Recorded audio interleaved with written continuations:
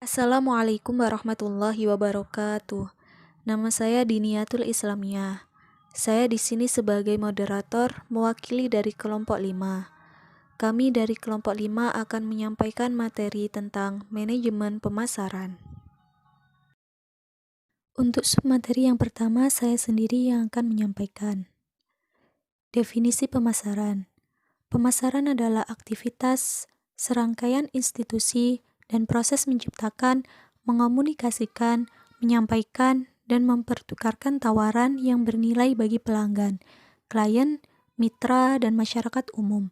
Pemasaran dimulai dengan pemenuhan kebutuhan manusia yang kemudian bertumbuh menjadi keinginan manusia. American Marketing Association tahun 2004 mendefinisikan pemasaran adalah satu fungsi organisasi dan seperangkat proses untuk menciptakan, mengkomunikasikan, dan menyerahkan nilai kepada pelanggan dan mengelola pelanggan dengan cara menguntungkan organisasi dan para pemilik sahamnya. Manajemen pemasaran. Menurut Philip Kotler, manajemen pemasaran adalah analisis, perencanaan, implementasi, dan pengendalian program yang dirancang untuk menghasilkan pertukaran yang diinginkan dengan pasar sasaran untuk tujuan mencapai tujuan organisasi. Lalu, apa saja sih yang dipasarkan dalam manajemen pemasaran? Yaitu meliputi barang, jasa, tempat dan properti, pengalaman, orang, organisasi, informasi, ide atau gagasan. Yang pertama yaitu barang. Perusahaan-perusahaan di dunia kebanyakan memasarkan barang yang mereka produksi dari mulai makanan, alat transportasi, pakaian, perlengkapan rumah tangga, dan masih banyak lagi barang lainnya. Yang kedua yaitu jasa. Jasa mencangkup hasil kerja perusahaan-perusahaan penerbangan, hotel, sewa mobil, transportasi, pendidikan, bahkan sampai jasa-jasa tenaga profesional seperti akuntan, konsultan, dan masih banyak lagi yang lainnya. Yang ketiga, tempat dan properti. Kota, negara, wilayah, provinsi, dan bangsa-bangsa berlomba-lomba untuk menarik turis, wisatawan, investor, pabrik, kantor, dan tempat tinggal baru. Pemasaran berperan sangat penting untuk menarik ke semua orang-orang itu. Sedangkan properti adalah hak kepemilikan tak berwujud, baik itu berupa benda nyata, real estate, atau finansial, saham dan obligasi. Seperti itu, properti itu diperjualbelikan dan itu menuntut adanya pemasaran. Yang keempat, pengalaman. Dengan merangkai beberapa jasa dan barang, seseorang dapat menciptakan, menggelar, dan memasarkan pengalaman. Kelima, orang. Dari mulai tokoh politik, artis, penyanyi, grup musik, olahragawan, seniman, bahkan sampai dokter dan pengacara.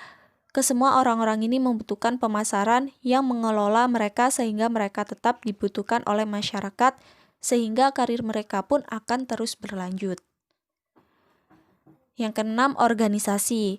Organisasi baik itu komersial ataupun non-komersial ini menggunakan pemasaran untuk mendorong citra publik mereka dan bersaing untuk mendapatkan khalayak dan dana. Yang ketujuh, informasi. Informasi dapat diproduksi dan dipasarkan sebagai sebuah produk, dari mulai berita, pendidikan, pelatihan, dan informasi lainnya. Dan yang ke-8 yaitu ide atau gagasan. Setiap penawaran pasar mencakup suatu gagasan dasar.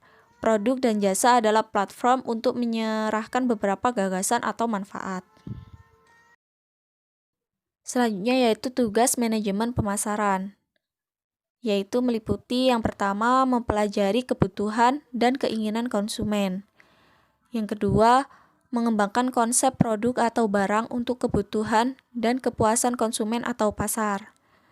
Yang ketiga, membuat desain produk dan mengembangkan pembungkusan atau merek. Yang keempat, mengatur distribusi dan memeriksa penjualan. Yang kelima, menciptakan komunikasi pemasaran efektif dan efisien. Dan yang kelima, mengatur harga untuk mendapatkan return of investment yang layak. Proses manajemen pemasaran terdiri dari analisis, perencanaan, implementasi, dan pengendalian.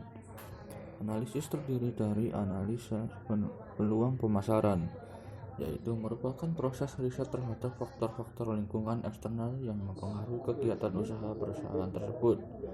Analisis peluang pasar merupakan upaya diagnostik untuk menginterpretasikan atribut-atribut lingkungan serta perubahannya.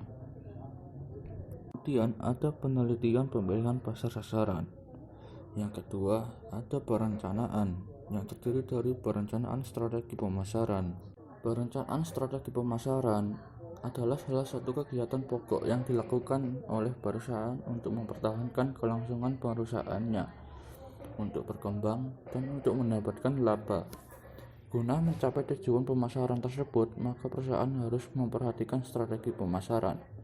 Strategi pemasaran adalah serangkaian tujuan dan sasaran, kebijakan serta aturan yang memberi arah kepada usaha-usaha pemasaran dari waktu ke waktu pada masing-masing tingkatan serta lokasinya.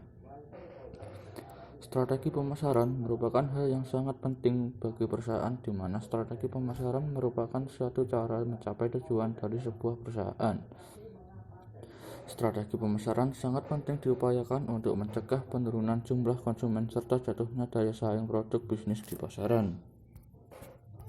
Perencanaan strategi pemasaran mencakup menentukan posisi dan mendefinisikan pasar, strategi hubungan pemasaran, dan perencanaan produk baru. Pengembangan program mencakup menetapkan strategi produk, strategi harga, strategi distribusi, dan strategi promosi. Strategi pertama adalah melakukan promosi. Promosi adalah upaya untuk memperkenalkan sebuah produk bisnis kepada konsumen sebagai bagian dari strategi pemasaran. Dari yang belum tahu menjadi tahu.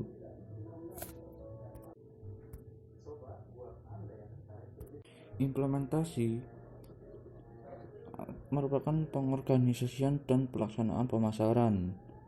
Kemudian yang keempat adalah pengendalian usaha pemasaran. Pengendalian usaha pemasaran adalah penilaian, pengecekan, dan monitor usaha-usaha pemasaran dan penjualan perusahaan yang telah dilakukan agar sesuai dengan apa yang telah direncanakan dan digunakan sebagai landasan untuk mengadakan penyesuaian yang diperlukan.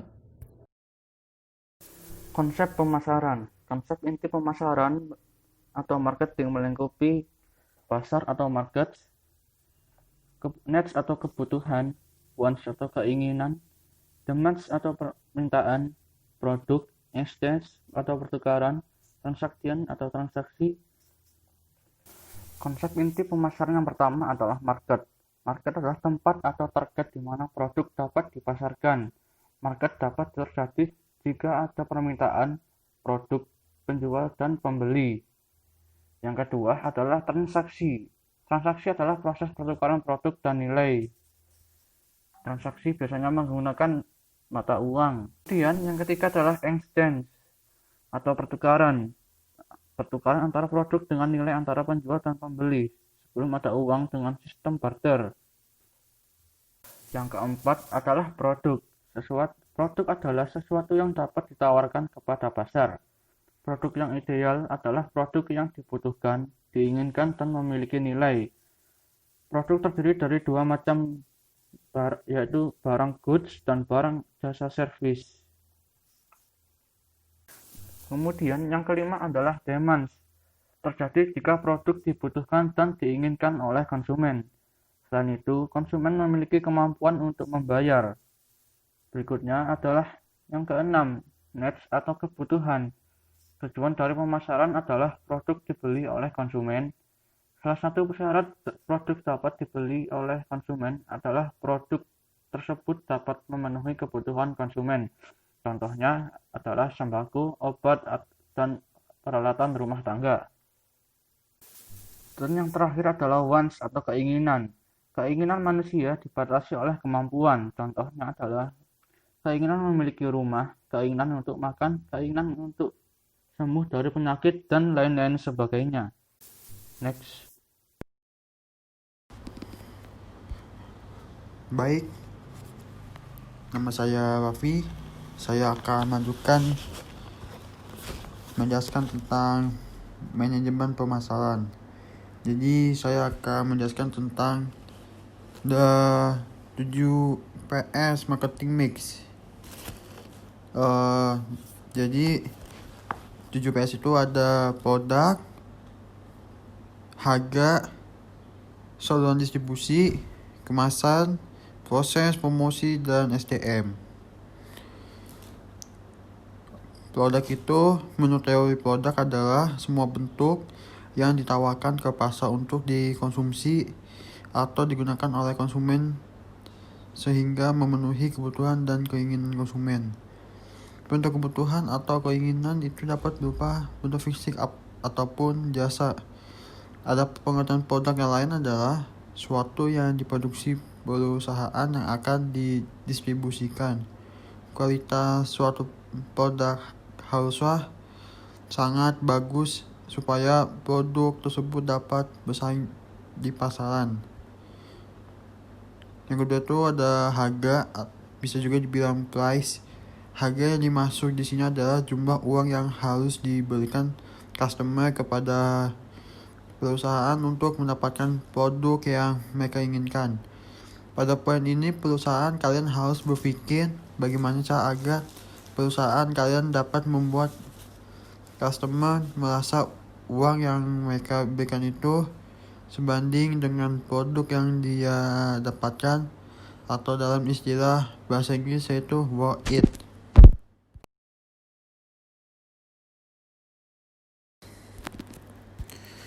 Di slide selanjutnya ada saluran distribusi, bisa juga dibilang price, yaitu berhasil atau tidaknya suatu strategi marketing ditentukan juga oleh saluran distribusi. Dalam marketing, mix saluran distribusi menempati posisi krusial. Saluran distribusi sendiri yaitu kegiatan yang dilakukan perusahaan untuk membuat jasa atau produknya mudah diperoleh oleh customer. Perusahaan haruslah memperhatikan kemudahan akses dan ketersediaan produk pada outlet, karena tujuan dari distribusi sendiri ialah menyediakan produk dan jasa untuk konsumen pada tempat dan waktu yang tepat. Nah, habis itu ada kemasan, bisa juga dibilang packing. Itu pada poin yang ini yang berpengaruh untuk menarik konsumen. Kemasan yang untuk sebuah produk harus dibuat sekreatif dan inovatif mungkin, karena hal ini sangat berguna untuk memanjakan mata para konsumen. Dengan kemasan yang unik, maka konsumen pun akan tertarik. Di sini selanjutnya ada proses.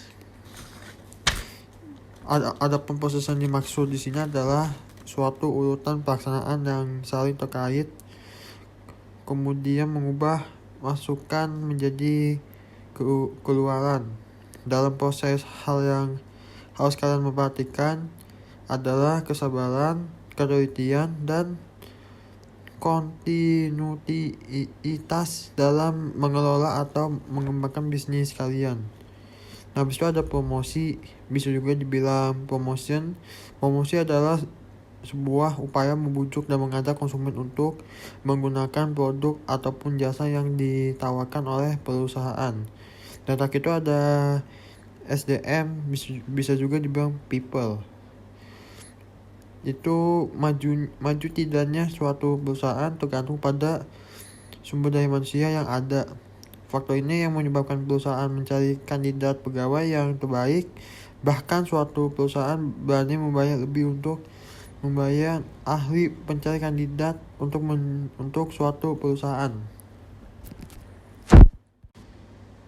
Slide selanjutnya saya akan menjelaskan tentang struktur organisasi. Jadi struktur organisasi itu ada general manager. General manager itu adalah penjabat tertinggi di perusahaan. Beberapa orang yang menyebutnya sebagai direktur utama di perusahaan. Tugas utama yang dimilikinya adalah memimpin jalannya operasional di perusahaan, termasuk mengelola dan mengkoordinasikan pegawai. Nah, habis itu yang di bawahnya general manager itu ada direktur. Direktur adalah seseorang yang ditunjuk untuk memimpin suatu lembaga perusahaan. Tugas utama direktur itu ada 4. Pertama itu memimpin perusahaan dengan menerbitkan kebijakan-kebijakan perusahaan. Yang kedua itu memilih, menetapkan, mengawasi tugas dari karyawan. Yang ketiga itu menyetujui anggaran tahunan perusahaan. dari keempat itu menyampaikan laporan kepada pemegang saham atas. Nah, habis itu di sini ada 3 bagian. Itu ada nama Maintenance Department, Personalia Department, dan Public Relation Department. Nah, jadi saya akan mau menjelaskan tentang bagian ujung kiri dulu. Jadi Maintenance Department adalah pegawai pengatur dan pengawas peralatan atau mesin produksi.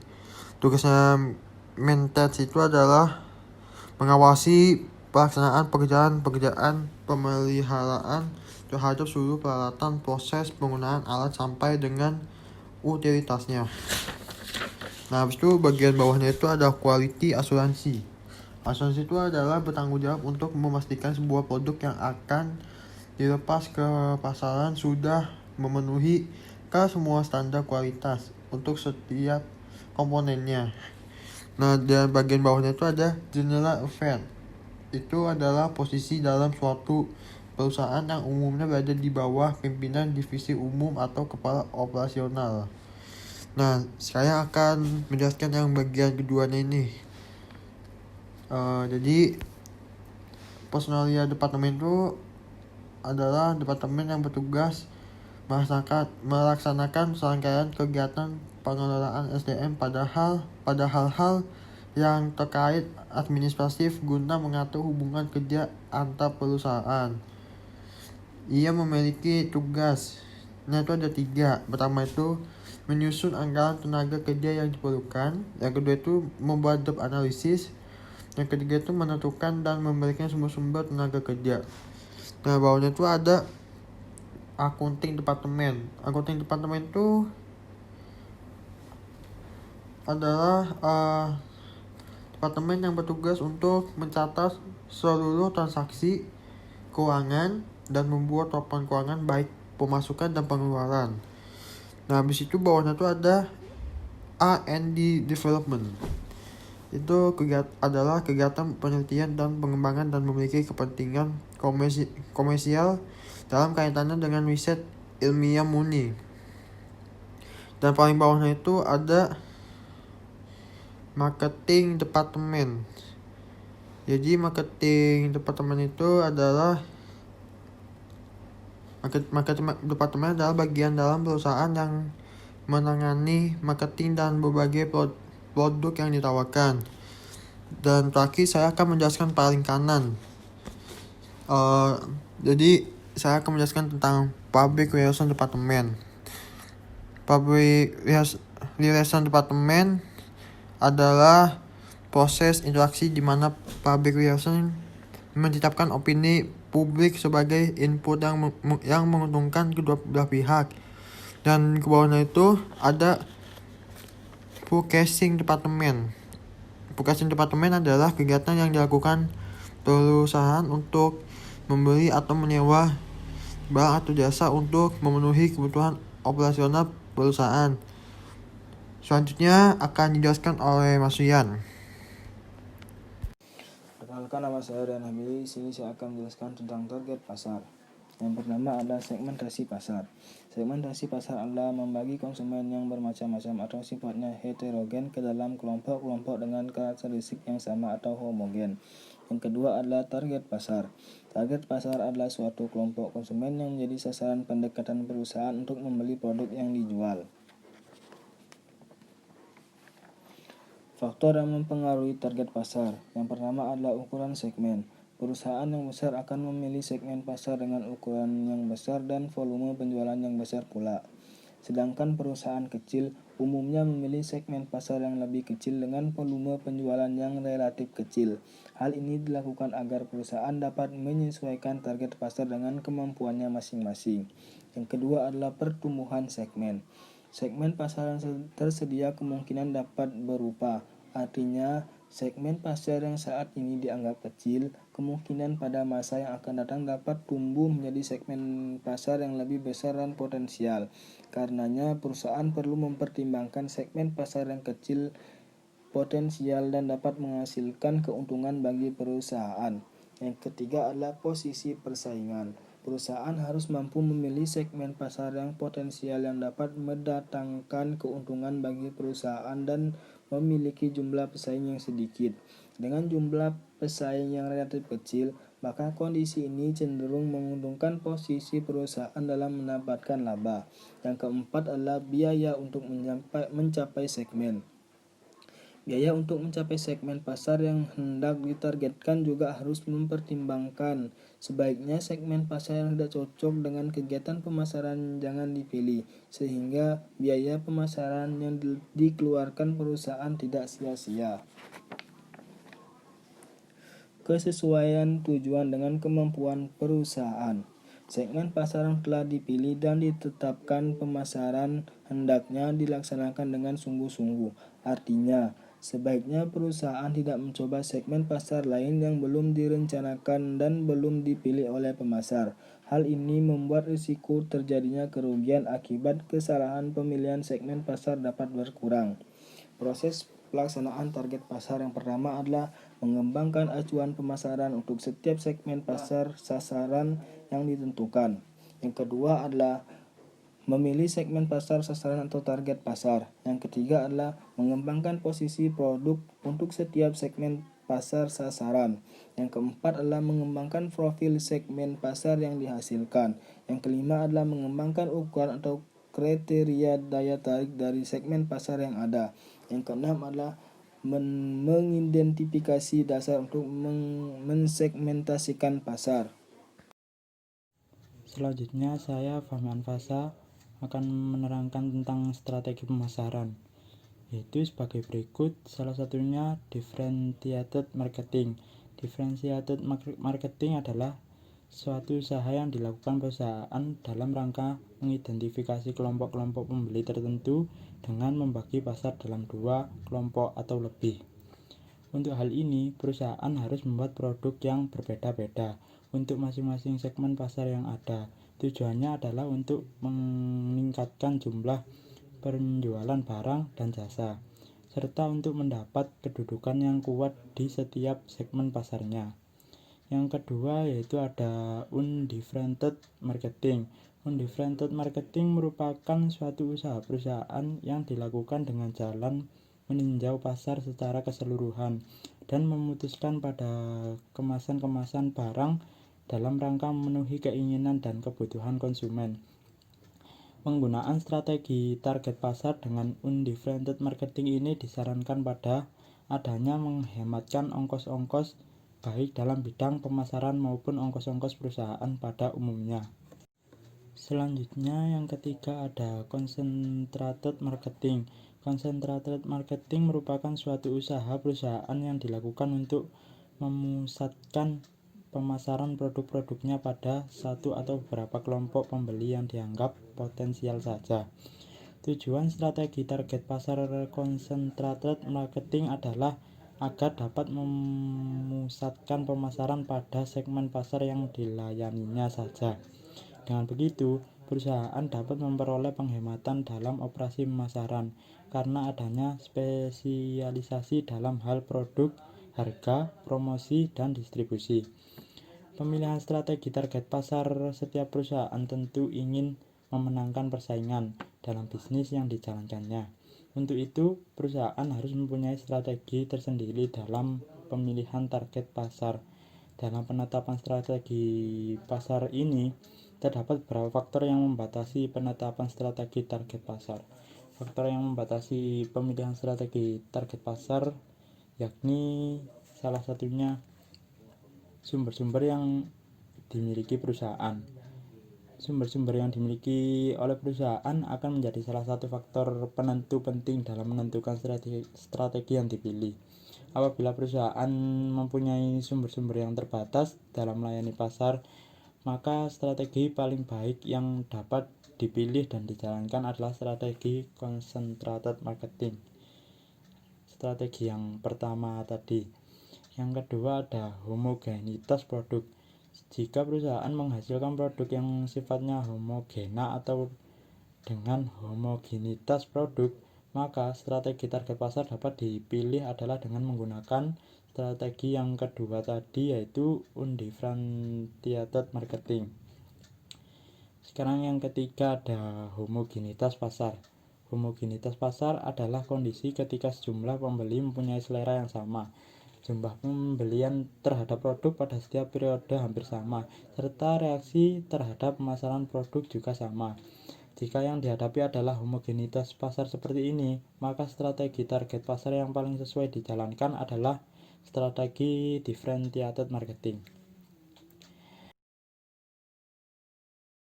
Selanjutnya ada saluran pemasaran seperti yang ada di slide. Saluran pemasaran yaitu sekelompok organisasi yang diperlukan untuk mengalihkan kepemilikan barang dari titik produksi ke titik konsumsi. Ini adalah cara agar produk sampai ke pengguna akhir atau konsumen dan juga dikenal sebagai saluran distribusi.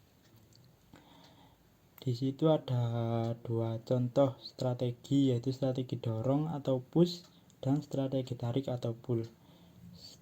Strategi dorong meliputi dari produsen ke perantara distribusi lalu ke konsumen. Strategi dorong dilakukan dengan cara membujuk perantara agar bersedia memasarkan suatu produk disertai pemberian fasilitas tertentu. Strategi ini cocok diterapkan pada produk baru dengan dana promosi yang terbatas. Selanjutnya ada strategi tarik atau pull yang meliputi yaitu produsen ke konsumen, lalu perantara distribusi ke produsen, dan seterusnya. Pada strategi tarik, produsen akan mengarahkan kegiatan pemasaran atau terutama iklan dan promosi kepada pembeli akhir. Bila kegiatan promosi perusahaan berhasil, konsumen akan mencari dan meminta produk tersebut dari pengecer, kemudian meneruskannya kepada pengusaha menengah atau langsung kepada produsen.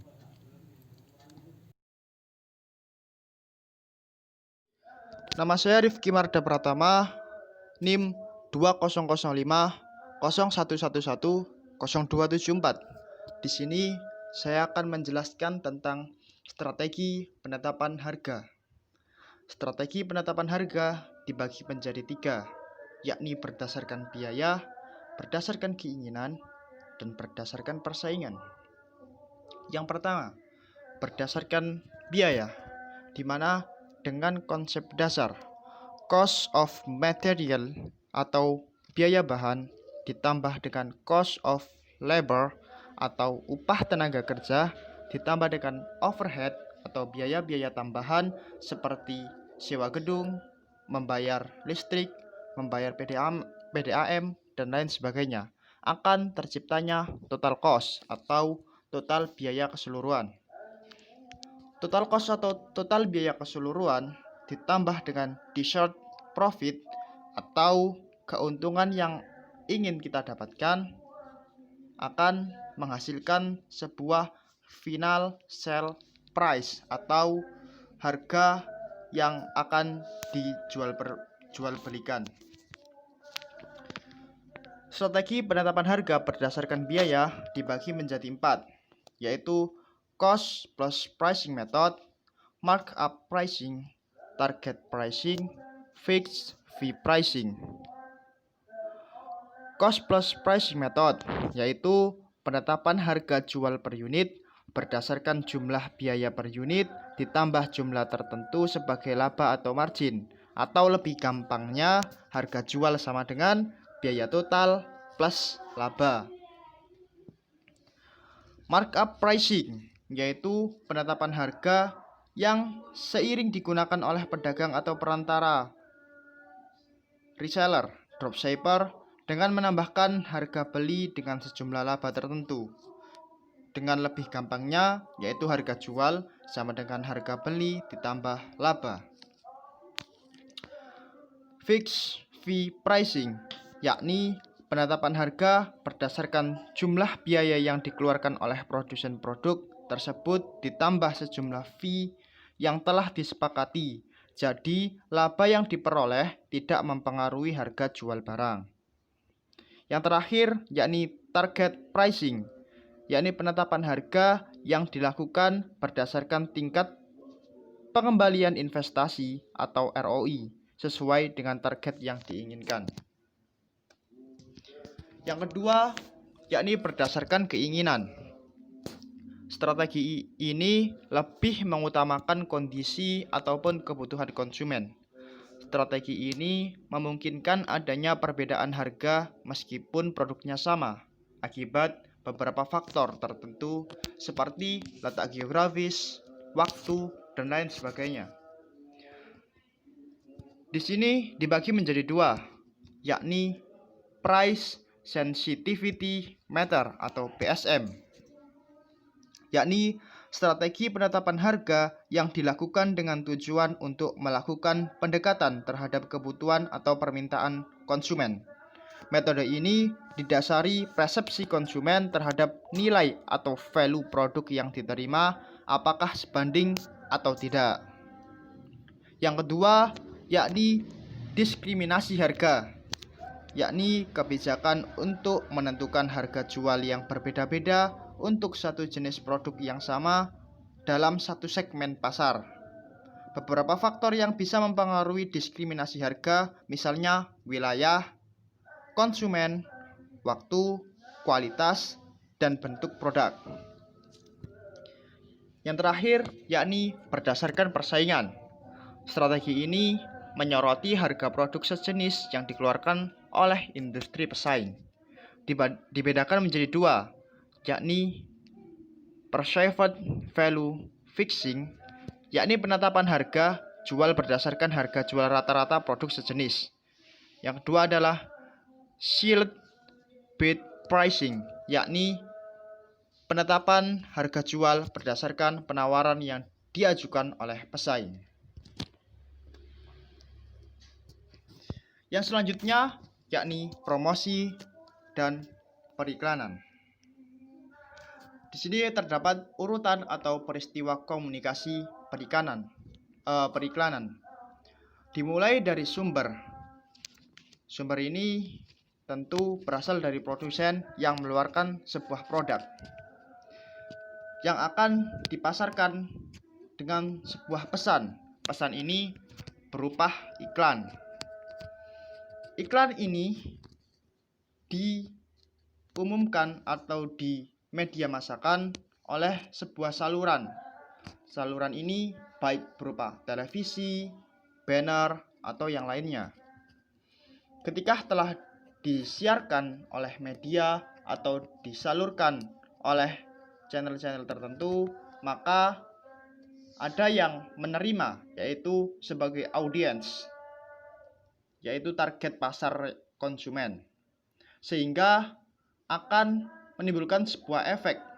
Efek ini tindakan pembelian dari konsumen kepada produk yang telah kita pasarkan. Di sini ada 5 unsur komunikasi berdasarkan market mix atau bauran pemasaran. Ada 5, yaitu advertising, sales promotion, publicity, personal selling, direct marketing. Advertising adalah segala bentuk komunikasi non-personal mengenai suatu produk, jasa, perusahaan, atau ide yang dibayar oleh suatu sponsor yang diketahui. Yang kedua, sales promotion. Sales promotion adalah suatu kegiatan perusahaan dalam menjajakan suatu produk yang dipasarkan sedemikian rupa, bahkan dengan cara penempatan dan pengaturan dengan tujuan agar konsumen mudah melihatnya, dengan tujuan untuk meningkatkan penjualan atau meningkatkan jumlah pelanggan dalam waktu singkat. Yang ketiga, publicity.